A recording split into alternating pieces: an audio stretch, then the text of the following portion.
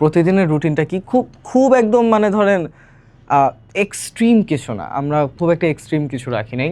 45 minutes listening, 45 minutes reading, আর 60 minute হচ্ছে writing বা speaking, and 30 minute হচ্ছে ভোকাব বা গ্রামার রিভিউ করবেন।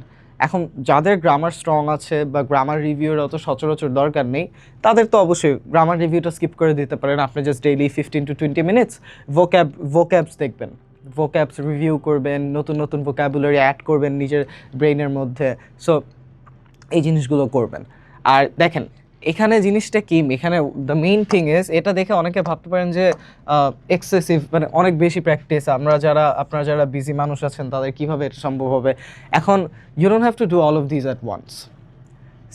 এই যে ভোক্যাবের কথা যদি বলেন, ধরেন 30 মিনিটস আপনি একটু ভোক্যাবস প্র্যাকটিস করবেন বা 15 মিনিটস, আপনি ফোনে যদি একটা ভোক্যাব লিস্ট রাখেন, একটা পিডিএফ রাখেন, আপনি ইভেন ট্রাভেলিংয়ের টাইমে বা ট্রান্সপোর্টেশনে যখন আপনি পাবলিক ট্রান্সপোর্টে আছেন বা যেখানেই আছেন, আপনি তখন জাস্ট ফোনটা খুলে একটু পিডিএফটা পড়ে নিলে নতুন দুটো ওয়ার্ড শিখে ফেলতে পারবেন।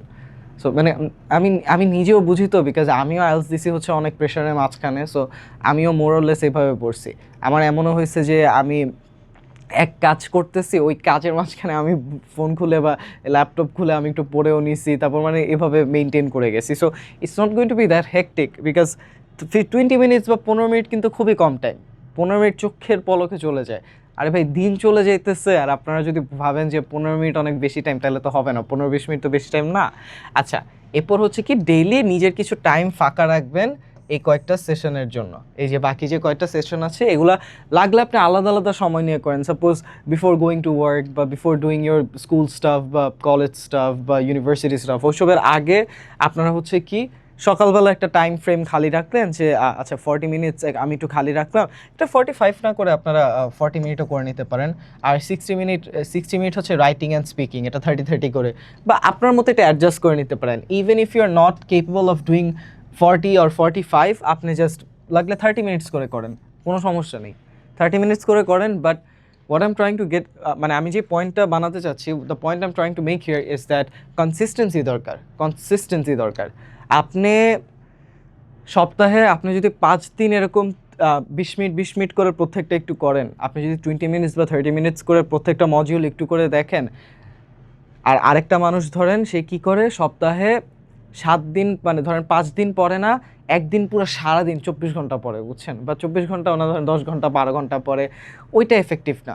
The main thing is consistency. আপনি কনসিস্টেন্সি যদি মেনটেন করেন, আপনি যদি অ্যাক্টিভলি এটার পিছনে ছুটে চান, অ্যাক্টিভলি যদি এফোর্ট দিতে থাকেন, তাহলে আপনার মাথায় আপনি যে পড়াগুলো পড়ছেন সেগুলো আপনার মাথাতেও থাকবে, আর সেই জিনিসগুলো হচ্ছে আপনাদের অনেক হেল্পও করবে। So consistency is the main point. আপনার এই জিনিসটা মেইনটেইন করতে হবে। জাস্ট এমন না যে ফেড আপ হয়ে যাচ্ছেন যে এত টাইম কিভাবে দিব, লাগলে এত টাইম দিয়েন না ভাই, কোনো সমস্যা নেই।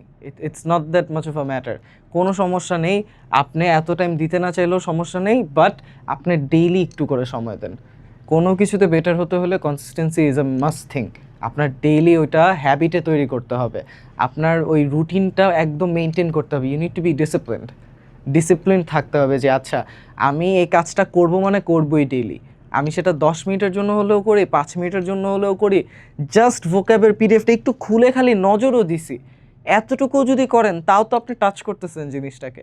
সো মেক শিওর যে এই কনসিস্টেন্সিটা থাকে। এটা ভাবেন না যে আচ্ছা আমি 3 দিন পড়ি নাই, 4 নাম্বার দিন বন্ধ আছে বা আমি ফ্রি আছি, আমি একদম ধুমায় 6 ঘন্টা পড়বো। এভাবে পড়া হয় না, ট্রাস্ট মি, এভাবে একদমই কোনো সাবজেক্টই পড়া হয় না। So the best way I can say to you guys, the best way is যে ডেইলি জিনিসটা করবেন, ডেইলি করতে থাকেন। অল্প সময় হলে অল্প সময়ের জন্যও করবেন, তাছাড়া আর যদি বেশি সময় দিতে পারেন তাহলে তো দ্যাটস বেটার। বাট এমন না যে 3 দিন না দিয়ে 4র্থ দিনে গিয়ে সারাদিন পড়বেন, don't do that, that won't be working.